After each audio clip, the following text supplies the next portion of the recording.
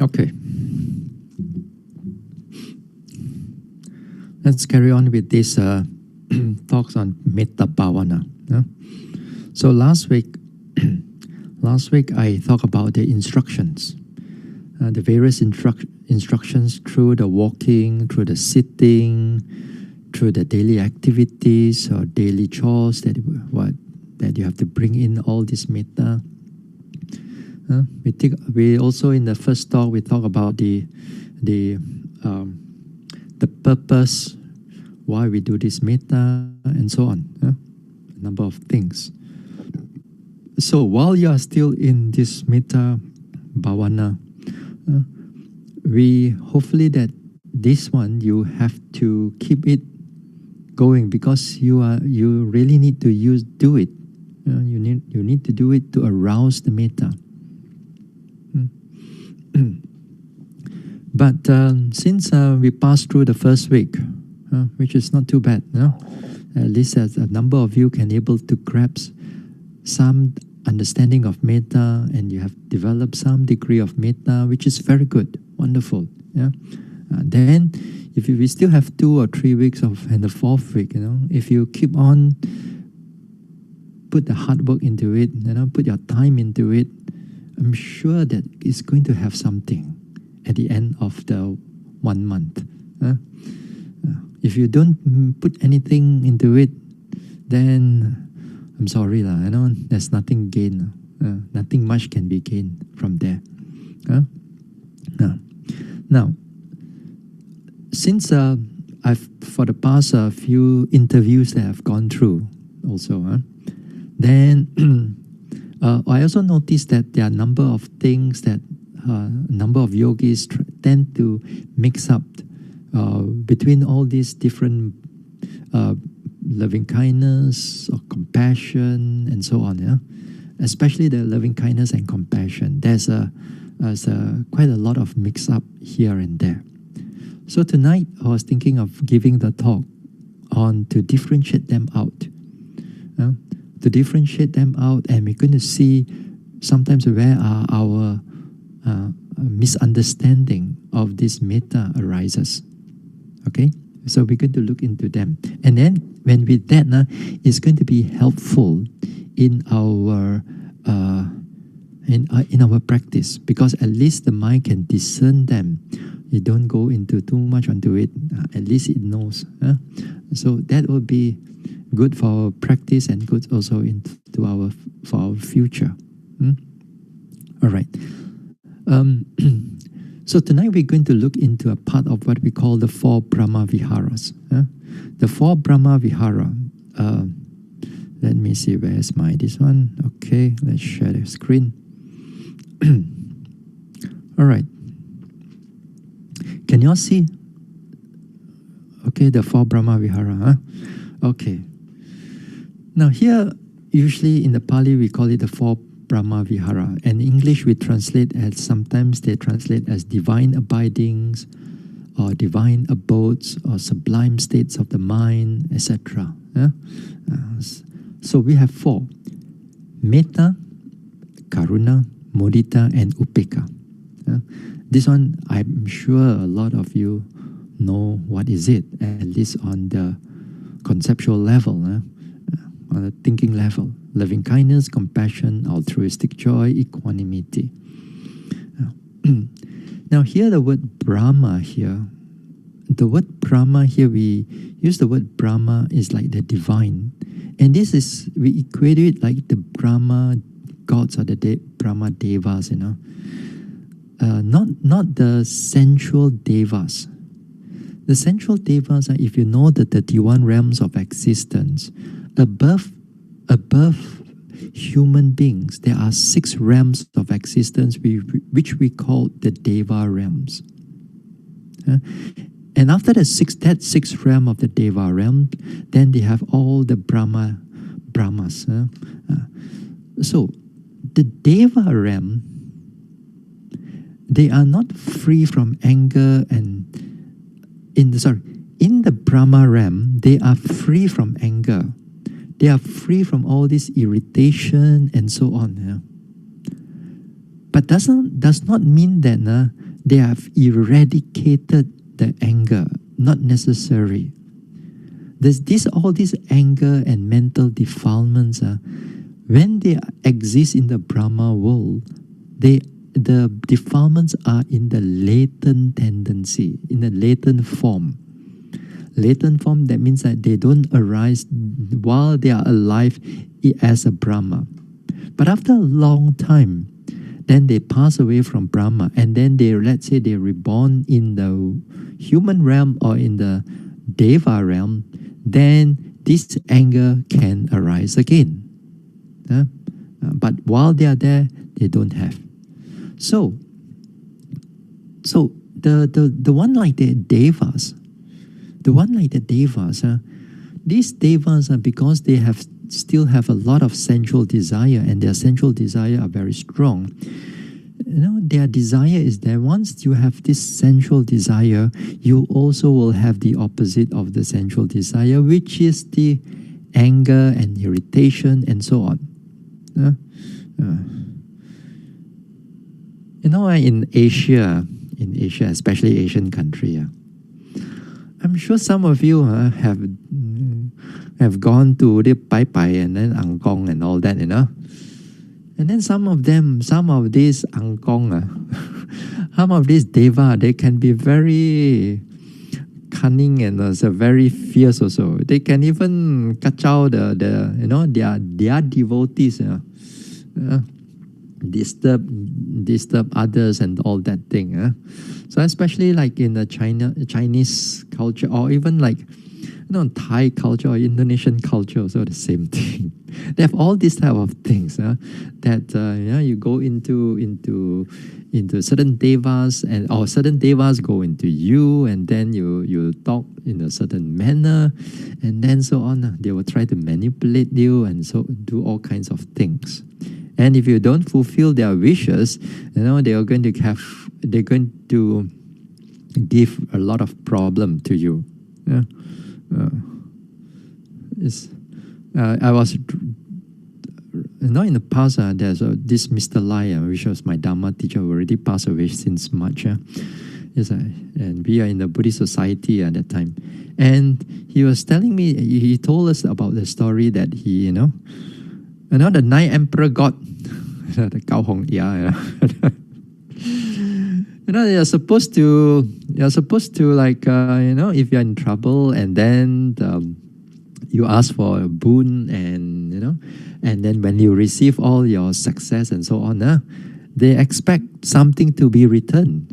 If you forget to return them, then they will do something to you, make you sick or something like that. So after that, if you don't this one, then you're going to ask for forgiveness. If not, your disease or things will still be there for you. That's what he said now, which is interesting for us as a student at that time, But nevertheless, these devas are also mentioned in the suttas also, that they have wars and they're fighting among each other also. So they are not free from all this anger. So therefore, this Brahma divine, this Brahma realm, they are free from all this type of fightings and anger and irritation and so on. So therefore, Vihara, and the thing is that the Vihara is the abode or dwelling. So Brahmavihara, in the sense of the four excellent or sublime mental attitudes toward all being. That means how your mind is dwelling. How your mind is dwell in a kind of like, for example, like right now you are dwelling at home. So if the mind falls under the shelter of metta, then every time you go inside there, then that time your anger will not be there.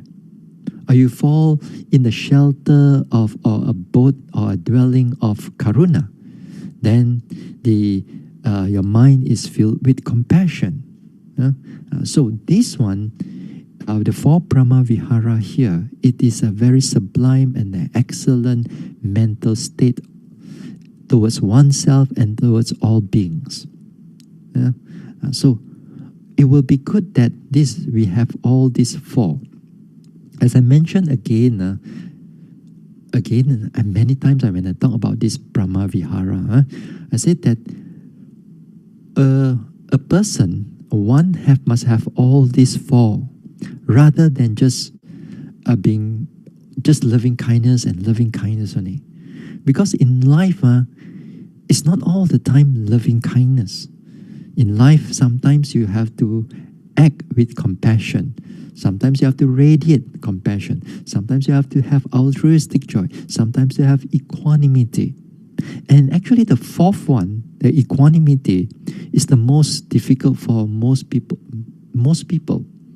Because the joy, compassion, altruistic joy, this one gave rise to joy, gave rise to happiness and joy.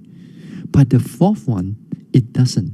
The fourth one, it's equanimity. But a lot of times, even Buddhists, they don't understand what is the meaning of this upekkha.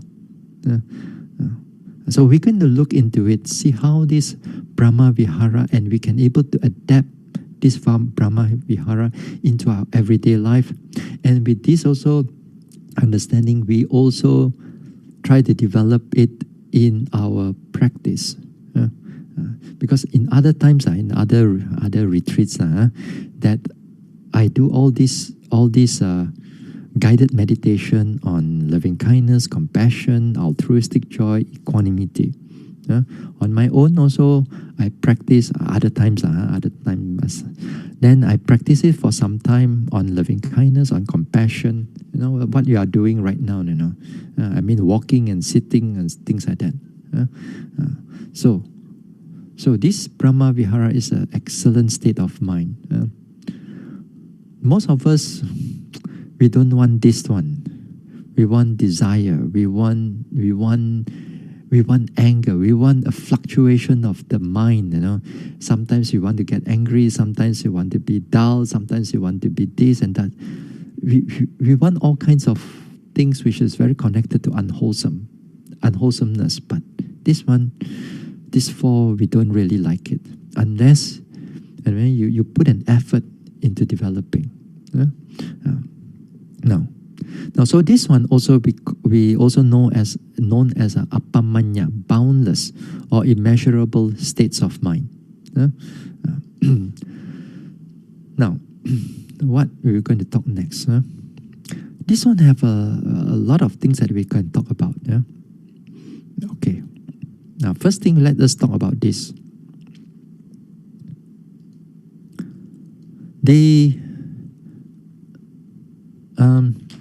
Okay, let me put it a bit slightly wider. Okay.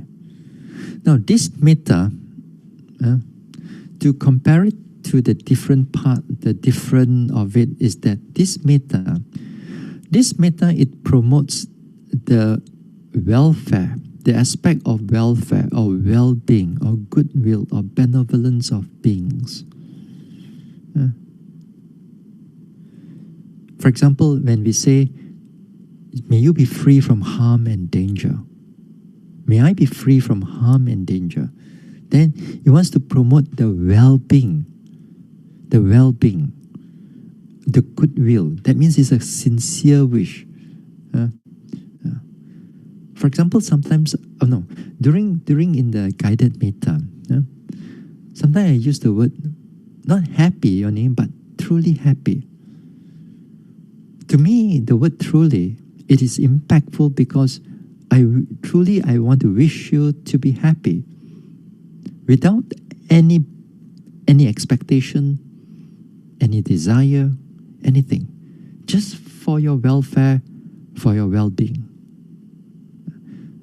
When I do it for myself also, it's also exactly the same thing, that I wish myself to be truly happy, to be truly well, to be fit, to be peaceful, and so on. So this one is promoting the welfare, well-being, and goodwill, benevolence of beings. But that is usually, most of us, if we unmindful or our wisdom is not sharp enough, then this part, a lot of times, it is tainted. And we're going to see why is it that it's tainted. And last week I said that when we do this loving kindness, it has to be pure. But as I said, it's easier said than done. Because a lot of times it's tainted with expectation, it is tainted by some craving, it's tainted by sensual desire. Then that one we have to look into it a little bit more. Yeah? So it's going to promote the aspect of welfare. Whereas karuna, compassion here is to promoting the aspect of removal of suffering of all beings. Promoting the aspect of removing suffering of all beings. When we say all beings, it also include yourself, because you are also part of the all beings. When we put it there. So here, the removal of suffering of all beings. Now, in this promoting the removal of aspect on the removal of all beings, then of course it can come in as an action and also as the mind states, and also definitely on the verbal also. Metta also the same thing. It can promote on action also. It can promote on the mind also. So here is the aspect of you wish to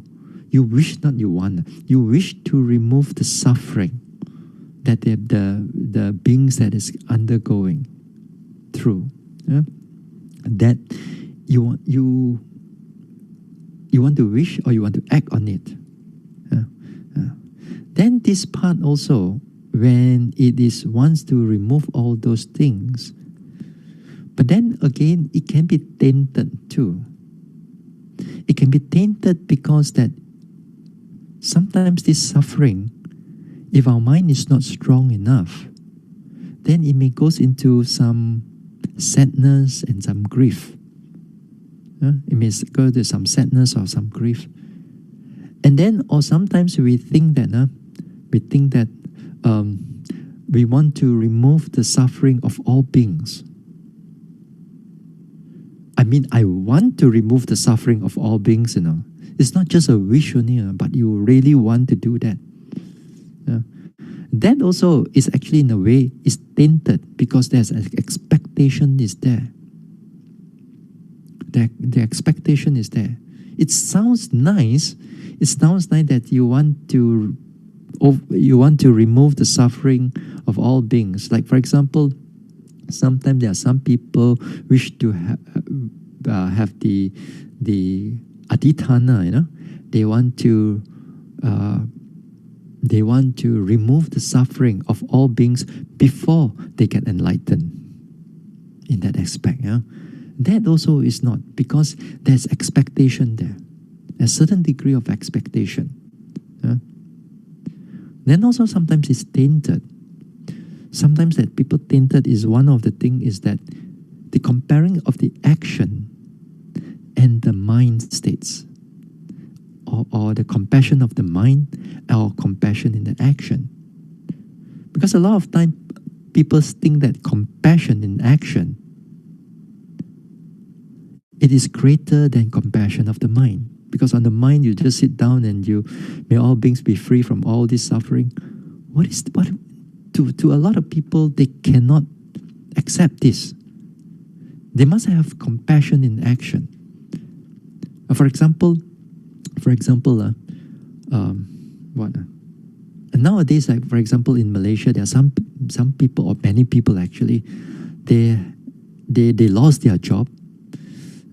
They don't have a livelihood, and then their savings run dry. Then there are people who are very kind enough. Then they provide them food, provide them groceries, provide them sometimes shelter, sometimes financial help for them to pull through. So they thought that this compassion in action, it's great, it's wonderful. It is wonderful. I'm not saying it's not wonderful. It is wonderful. But the thing is that the truth is that compassion in the mind If you develop it, it can go all the way to jhana. Whereas compassion in action, if you just do on compassion of action, you only have a lot of good deeds, a lot of great karma.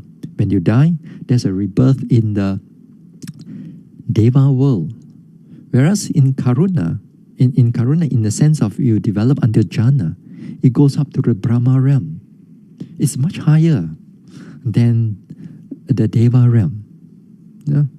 So it's different. So in the aspect of compassion or loving kindness or altruistic joy, the mind one is much more greater, and it gives rise to the aspect of if it gives rise to really rebirth in even a Brahma realm of existence. But for most of us, we don't see that. For most of us, we think that the compassion is action is greater than the compassion of the mind. Loving kindness in action is greater. They thought that it's greater than loving kindness of the mind. Yeah. Yeah. So that is some misconception here and there. This is something that is connected. Although these are by themselves, they are very pure state of mind. But because of our misunderstanding, our taints, asavas, our desire, our craving, then these things can get tainted. So it is good that for us to able to break away from that taints and to see into the more pure states of mind. And then with the pure states of mind, it will come with the pure states of action or pure states of verbal speech. Number 3, mudita. Mudita here is the altruistic joy. Here you are promoting the joy and gladness on seeing the success of all beings and all others. Here, this one, when you see looking into the gladness and so on, then here, this one, we truly, when people get their, so for example, some promotion, or they develop the meditation to a deeper stages and so on, we are happy for them. We are glad for them, rather than we are affected by our worldly ways, that we see other people have more success, then our eyes become very green, become jealous, we become very uneasy. Sometimes we also go into a lot of sadness. Oh, my colleague got all this promotion, I don't get it. Even you don't jealous, but you feel very sad inside there. Then that sadness, it is a kind of defilement. It's a defilement. So here, we want to promote the gladness, happiness of others, which when you see the other people successful. But again, if that we are not careful, there's some expectation again. We come together with this mudita. What are the expectation? For example, when you see somebody hit the 4, no more echo, all the 4 number, or you get the lottery, then all the friends start coming already. All your friends and all your relatives you never seen before start coming to bask on your glory. And then of course, they're happy for you, but they want something back, that is tainted. This is tainted. This is not really mudita already. It's all tainted already. So afterwards, we're going to look into it a little bit more. So the equanimity here the equanimity, it promotes the neutrality. Neutrality means it comes with knowledge towards all beings. With knowledge. Neutrality towards all beings. Here, the knowledge here, it means like the knowledge of, for example, karma and vipaka, the cause and effect. Or acceptance of like old age, sickness, or death. Here, the mind doesn't jump into sadness, irritation, or it doesn't go into excessive desire or excessive wanting. It stays right in the middle. And this one is one of the most difficult to do. One of the most difficult to do. In a short while, we're going to look into it a little bit more. Now here the Buddha, not the Buddha, sorry. Here in the Visuddhimagga, in the Visuddhimagga, they give a simile of a mother with 4 children. It says that metta is like a baby or a toddler. A metta is like a baby or toddler, and then the mother wishing this baby or toddler to be safe and healthy. It does not want any harm. It does not want any danger to come to the baby or to the toddler. So too the minor, that when we radiate metta, it's like you are wishing others to be safe and happy, as if like the whole mind is able to protect them. The whole metta can able to protect them. But of course, with this one now, when it says this metta of simile of a mother with 4 children, you must look at it as the mother is not obsessive type of mother. Some mothers are very obsessive, but this one, when we look at it, is a simile. It's an example. So here, the metta here is that it's like the mother is wishing, wanting the child to be safe and healthy, to be free from all other whatever suffering, that he wants to protect it safe. Whereas the karuna is like when you have the mother has a sick child. Now here, when a sick child here is that you want him to free from that illness, because that child, the illness is the main factor, is the big part of the child. So you want to free from that illness. So too, when we develop karuna, we look into the suffering. We look into the suffering of them. For example, even though you are happy, even though you are happy right now, but I can still able to develop a karuna for you, because I know that you also will still undergo the suffering of, perhaps the suffering of samsara. You still have to, you still go through the suffering of samsara. Although you are happy right now, but my focusing is on your suffering aspect that you are going through. Suffering of old age, perhaps, that you have to all go through. So we want to wish you to be free from all those illness. But whether you are actually free from those illness or not, that is another matter. But if you want the person to be free from illness, then that is expectation, when there's a strong wanting. Whereas karuna is a wish. It's a true wish. It's a genuine wish. The compassion is a genuine wish that the person will be free from that illness.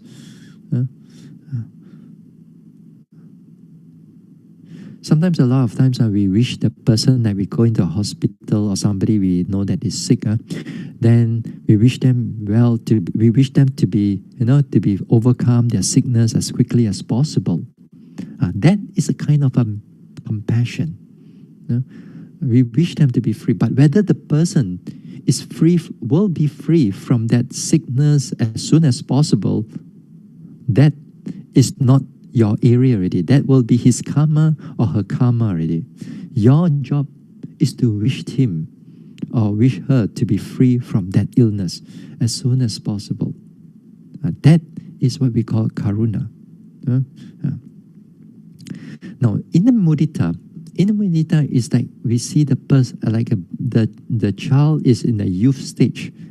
Now, in the youth stage, he is doing his studies, or perhaps he's doing his looking for job, or having building up his career, and so on. Then the mother wish him to be happy, to be successful. It's not jealous about his success and so on, but the mother itself wishing him to be happy and successful.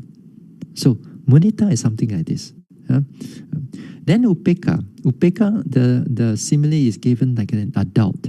The child has already become an adult and he's got his own business, has got his own family. Then the mother, when you look at it, the mother is not affected because the child knows how to take care of himself. The child has a career, and then therefore the mother is not affected. And he accept him or her, his way of life.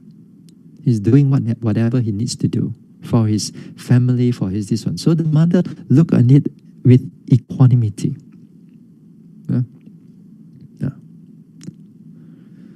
Now, since we are talking about this one,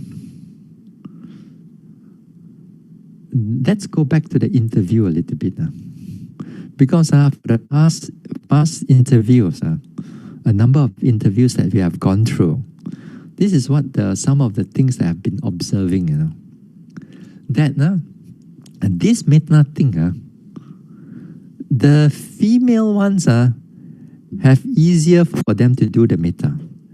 The male ones is a bit harder for them. Why? Why the male participants have a bit more harder and female ones have more easier for them to able to radiate metta? Because one of the things that they have is that they have this protective motherly tendency. They have this protective motherly tendency, and it's easier for them, at least for the 1 week that I've seen the yogis, the participants and the meditators, they have easier for them to arouse this metta. Even they are not married also, Even if they don't have a child also, they're still able to radiate the metta, which is better. And a lot of them, they can able to expand to not only oneself, and slowly we can expand it to more beings and so on, because the nature. And some of the men, they can only start off with oneself, and then they start with the respected person already. Then when it comes to all beings, Bante, I cannot feel them already, Bante. Cannot feel already for them, Then only these two group only I can really feel.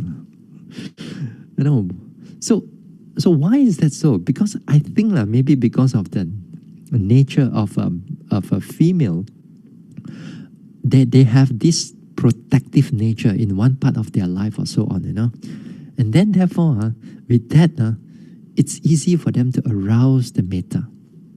It's a softer part of the mind, the yin part of the mind, Whereas the male is a bit difficult, because this type of metta thing is not a very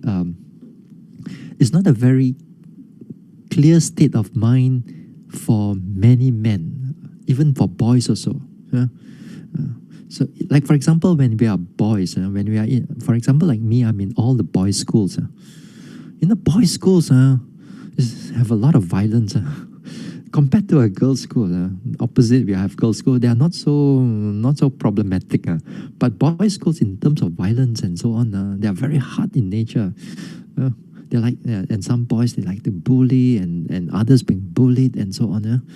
And some of all these are things very, very hard in nature because of their bodily strength, and they can do a lot of things. They can be very harsh at times. So this type of metta is not so easy to develop for them, because over from young and they grow up, these states of mind is not part of their psyche, or not part of their mind. So it's not a bit difficult for the men, but nevertheless, it still can be developed. It's not that it cannot be developed. It will take more time only, whereas the female ones, although they have this metta, the tendency to protect, but then with this protection, they there's some degree of corruption is there. It's the mixture of obsession or possessiveness and so on.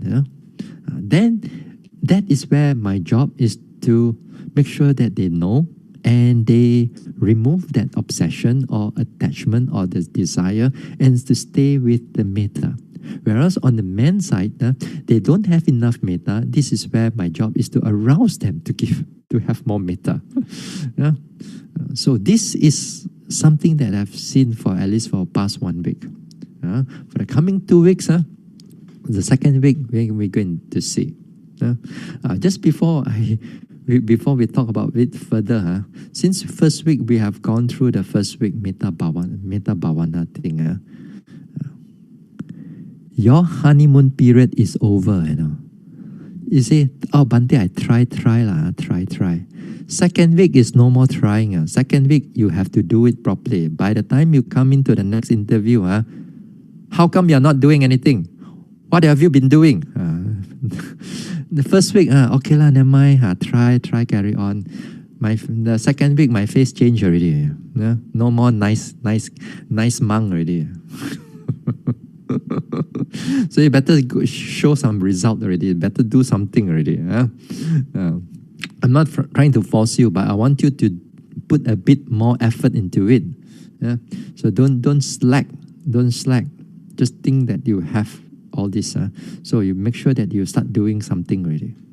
So this is the simile. So and here, when able to look at this, it will be good that just now, as I mentioned, we're going to look into a little bit more on this metta and karuna also.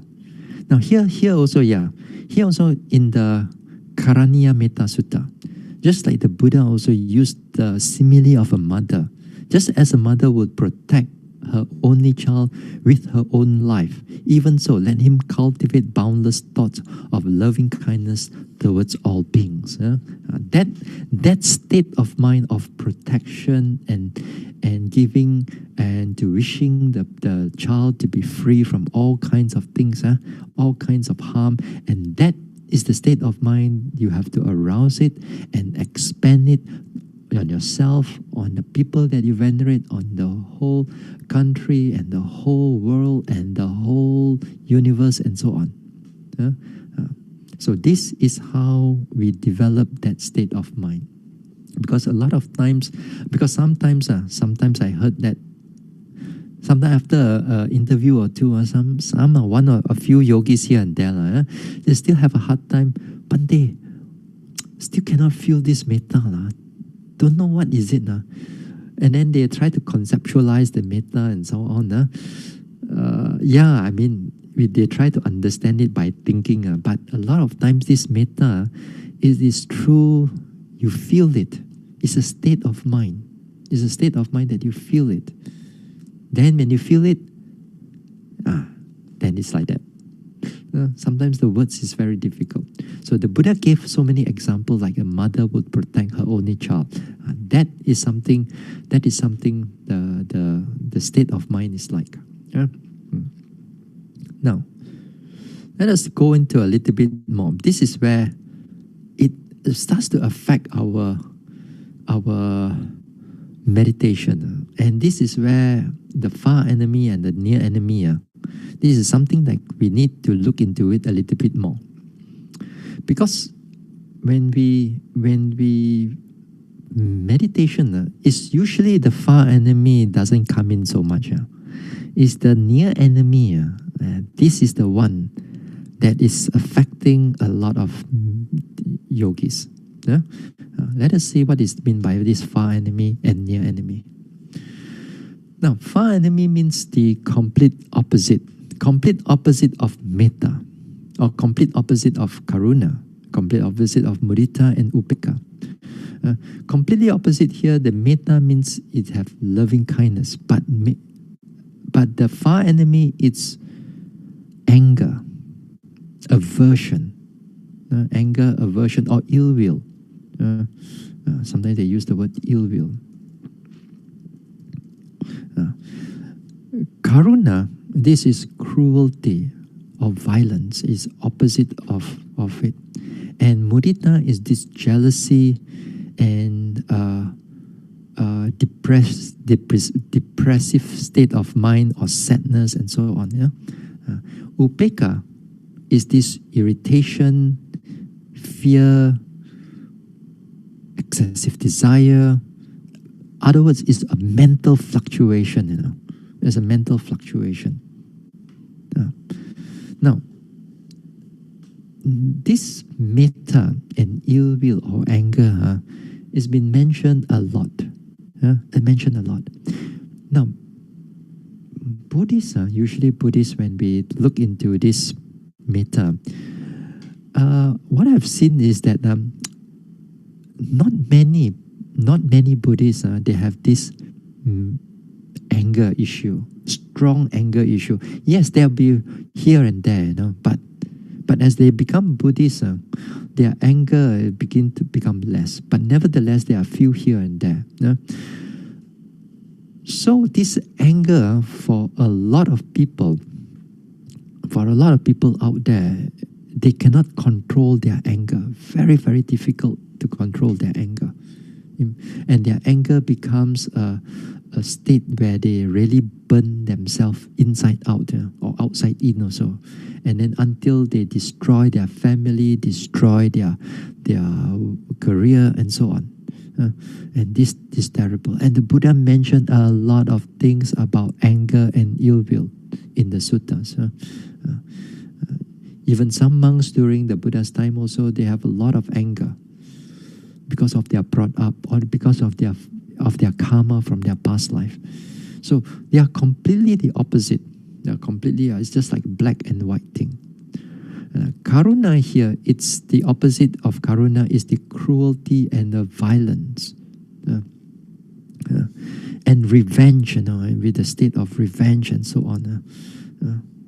Now in this world, as in this world when we have wars and all that, that is where a lot of cruelty and violence is taking place.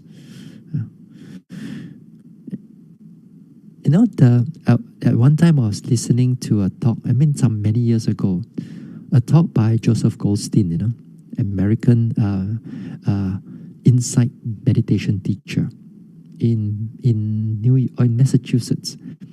And he was talking, that was just after the 9/11.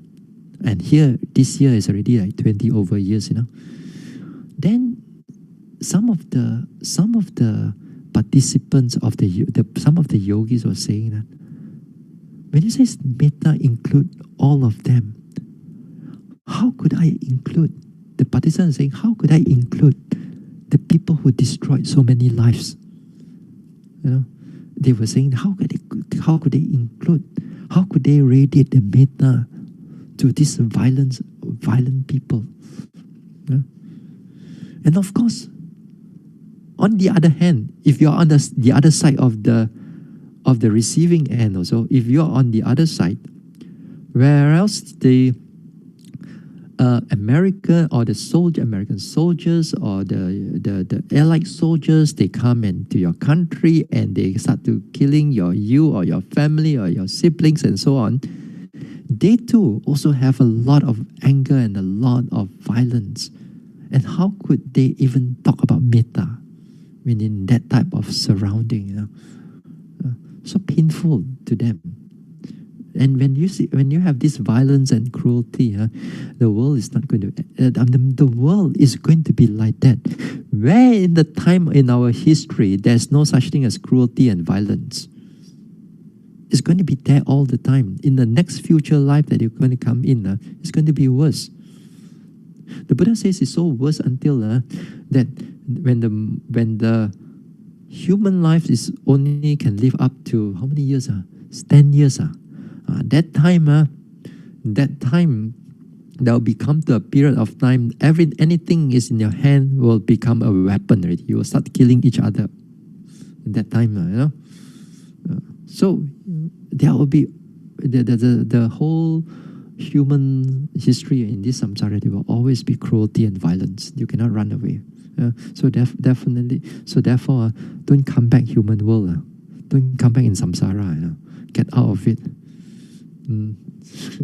as long as you're in samsara, there will still be violence and so on of all these type of things. Yeah. So don't think of it so much. And here the mudita also another thing. This is jealousy. This is sometimes it's depressive grief. Sometimes a lot of times also in the I've seen that when the jealousy cannot be controlled, you will do all kinds of things to jeopardize the name, the fame, and so on others. You create all kinds of misinformation and you dupe the public and so on in order to just to bring him down or bring her down or bring the whole state down also. Sometimes there are certain countries when other countries are getting better and then this country gets jealous and so on. So they give rise to misinformation and so on to other countries. These type of things has happened because jealousy is there. They don't want to see other people being successful and so on. This is still we call the far enemy. Or for some people, the far enemy of mudita is that when they see other people getting successful, they don't get it, then they get sad, they get depressive, they get down. And that being down, the mind is down and it's get that type of inner aversion as you don't get it and so on. That is what we call a defilement of the mind. So this is completely the opposite of mudita because they never know how to arouse this mudita. A lot of us in this world, we have all this anger and we live by this motto of anger. People do something to you, you want to shout back at them, hate them and so on. And it's all these things are being promoted by the society. Whereas when we, as a Buddhist, as you want to be a practicing Buddhist, we shift the mind from those things. Now, when it comes to upekkha, this upekkha is even more difficult.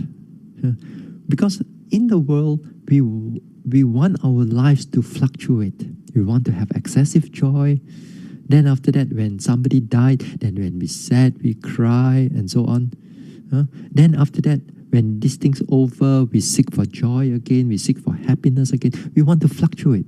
And we want that life to be like that. To most of people, that is life. That is life. That is the colors of life. Sometimes you all read about it, all these things and so on. Whereas in the Buddhist sense, in the Buddha sense, this is, you are swinging from one defilement to another defilement only. From one defilement that gives rise to sadness and another defilements give rise to attachment, and then you keep on swinging. And we want that type of life. Whereas this upekkha, it comes in as more of a steadiness of the mind. The mind is balanced in the middle without this mental fluctuation. Now, for example, let's say, you see somebody died. In the hospital, you see somebody died there. What can you do right now? You see that person died. It's just like on Friday, there is a question on the sisters going into surgery. And we hope again that your sister has gone through a successful surgery.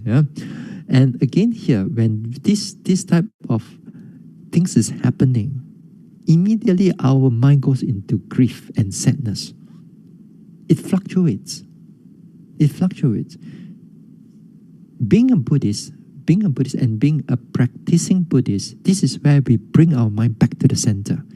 In the sense that we understand it with knowledge that this is part of life. There will be birth, there will be death, in your own reflection.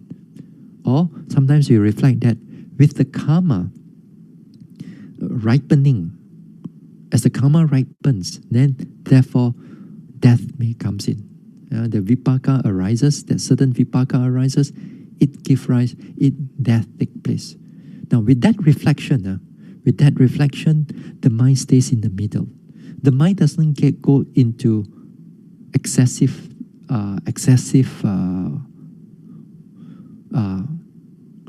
sadness, or another situation, it doesn't go into excessive joy. In a sense that when you see somebody, when you see some places which is very beautiful and everything, and then your desire keep on wanting. Yeah. Sometimes you see in the internet, YouTube, and or certain places to be beautiful, then the whole mind is so much desire that when everything is open, this is the first place I want to go. Then it's already keep in the mind already, beta hunt already, and they explode already. That strong desire. And to us, we thought that, for most people, they thought that, what's wrong with it? What's wrong with it? This is a human desire, after all. People can tell you, but in the Buddhist sense, in the practicing sense, this is defilement. This is not upekkha. This is not upekkha. So upekkha, sometimes there's fear. For example, the fear of ghosts and spirits and so on. This type of fear can overwhelm a person. Even a lot of you, sometimes there's no spirits, things around. Your mind is creating all kinds of things. Even sometimes when you go into a meditation center, even give you a room also. Bante, I dare not stay in the room, Bante. You stay in the hall also. Bante, I dare not stay in the hall. Where you want to stay? Why for you come?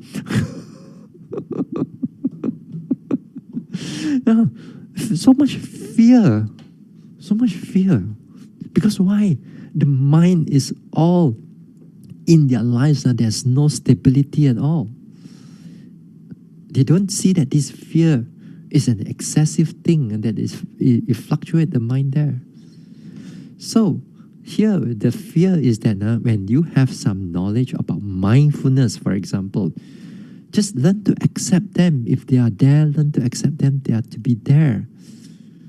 Then when the mindfulness is there, then the mind comes down into the center. Neither it is happy for the beings, and also it's neither not happy about the beings being there. It is right at the center with understanding. And sometimes that in your office, that sometimes your colleague or whatever, they can be quite nasty.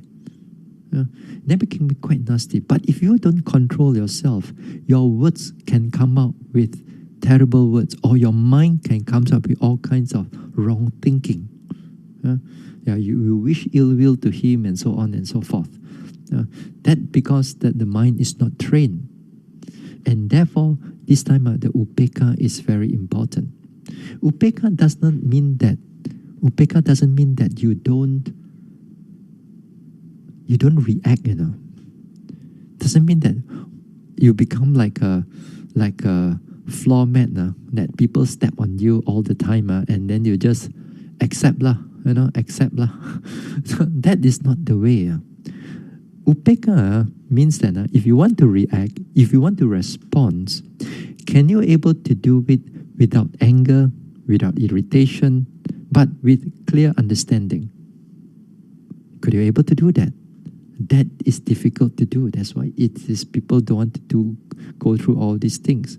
But as a practitioner, this is what we are supposed to do. That even that sometimes that people criticize you about your meditation, people criticize you about your attitude and so on, then you know that they are just being spiteful. Can your mind able to remain at the center with upekkha, without all this mental fluctuation?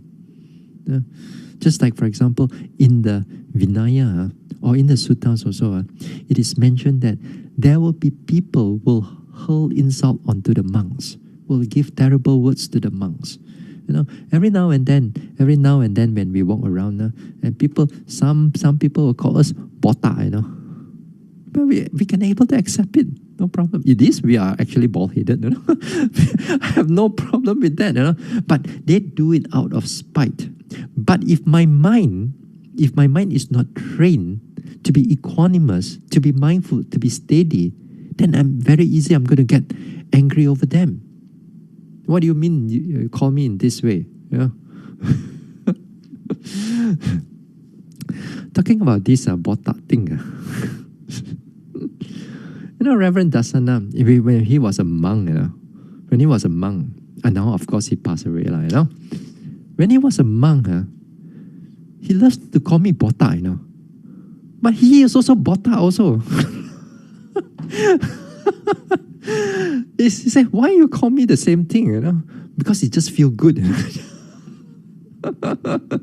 I mean, it's just part of, it's part of the whole thing, part of being friendship, but this is something. But anyway, the thing is that, as I said, that even in the outside, if you are not careful, if your mind cannot able to stay in the middle, then it's very easy for the mind to go into fear, to go into irritation, to go into excessive joy, excessive desire. You see one thing, you want to eat that, you want to this, and you want to do that, and so on. So this upeka is a very difficult thing to practice. Okay? Now, let's go to the near enemy a little bit. Now, this near enemy, it's even more difficult to do. This near enemy is called near enemy means very similar to the sublime states, but it is a mental defilement. Usually I use the word evil twin, the evil twin. Because it's nice, it sounds nice, it looks like it, but it's in the evil form. So the near enemy is something like that. It mimics what is just like metta, or just like karuna.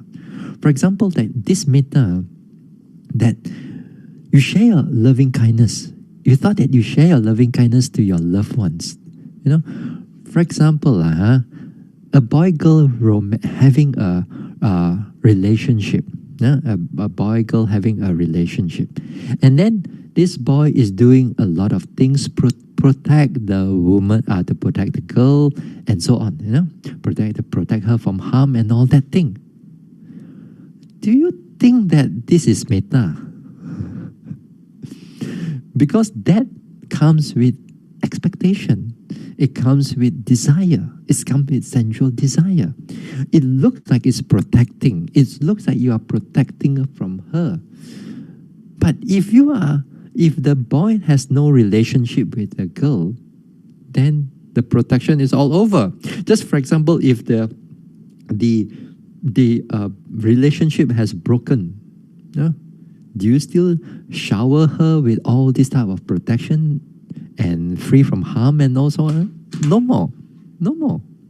So definitely there is an ulterior motive there. There's ulterior motive. So here the sensual desire here is something like that. There's an expectation. So this expectation, for example, like when you do this metta thing, some of us beg, may you be free from harm and danger. And then they become obsessive with another person, that they want the person, they want already, not wish, they want the person to be free from harm and danger already. How come I wish you to be free from harm and danger? Like for example, you go walk in the forest, you go walk in the forest, walk. Then hey, this forest got beings one. May all of you be well and happy. May all of you be well and happy. But don't come and disturb me, Just stay where you are, but don't come and disturb me. This is expectation. Expectation has come in. Expectation because metta is just wishing them to be well and happy, to be free from harm and danger. Whether they will harm you or not is up to them, You get what I mean? Because if you have ulterior motive, you do this metta, and you want all the rest of the beings don't come and harm you, that means you have certain degree of expectation. So that one, a lot of us have to be careful with when we do this metta, because the near enemy is just beside you only. If you just don't understand how the ulterior motive work, this is where it is going to come in. Now, this one is quite a subtle state of mind. Even the defilement is also quite a subtle state of mind. This is where we learn from vipassana meditation, especially in the sampajanya, the clear comprehension. In the clear comprehension, every of my retreats, there's mentioning about intention and suitability. And that is where we begin to understand how the intention works, how a mental intention works, and how it's being, whether it is suitable or not suitable, whether it's appropriate or not appropriate, that the wisdom able to distinguish them out. And then you do this again and again, repeat on it again and again, you begin to see the deeper aspect of the desire and craving. If not, those things is very difficult to see. This is where when we train the mind, into it, when we bring those things into metta, karuna, and so on, then the mind can able to pinpoint, hey, expectation is already there because of the discerning part of the mind. So the vipassana is very helpful in the sense of able to see all these things. We don't realize that this expectation is strong in us. We always wish them to be free from harm and danger, but we want something back from them. We don't want them to harm us. We don't want them to do this to us. We don't want them to do that to us. That is what we want, in a certain sense. Then karuna also the same thing. Karuna, this compassion also the same thing. And a lot of times we put some expectation into it. For example, nowadays people give food. Let's say you give food and so on. You go outside, the person receive food and so on. You give and you are happily giving it. But then after that, he walks a few steps. He take that food that you given, a packet of food, he throw it in the dustbin. Then you saw it. How do you feel? Why you feel angry? Because there's expectation there. If it's not yours, you don't feel angry. You only wish the person, you only wish to give only. What he does with the food, what he did with all the food, it is not your concern. But because you see the person, you give, and we wish them we want him to eat, but he didn't eat. He throw it away kind of like in front of you in that sense. But you get angry. Therefore, expectation is there. The expectation is there. And then sometimes, a lot of time, most of the time, when we have this sadness with this karuna thing, we thought that those are compassion. That when you see somebody get sick, then your heart also becomes sad. When you're sad, you do some degree, you want to help and all that, but the sadness is still holding on inside there. That one, it can be a big problem.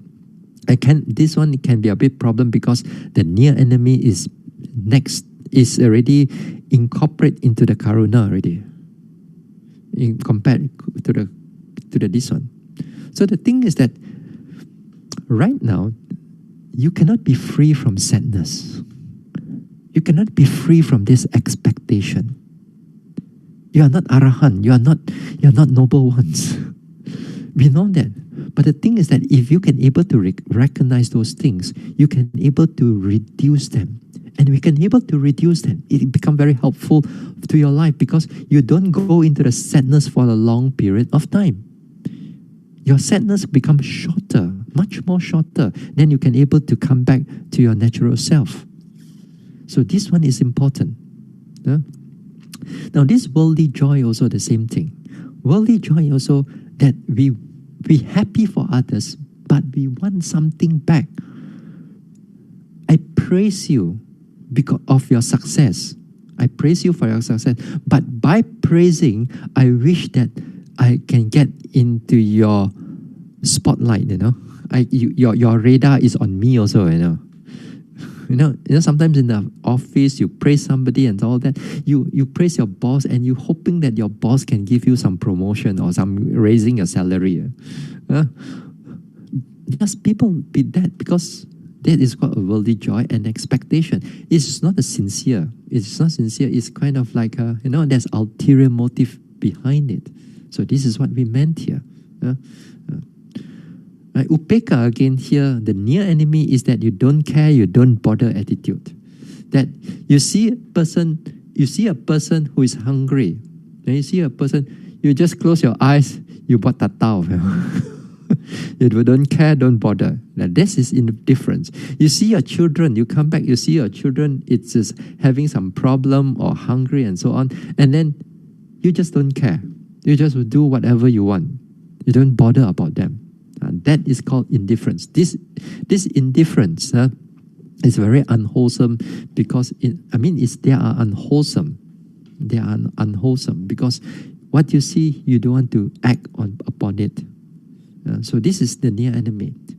Perhaps maybe on the next talk, we're going to talk a little bit more on all these type of things, because this one, they are small and they are difficult to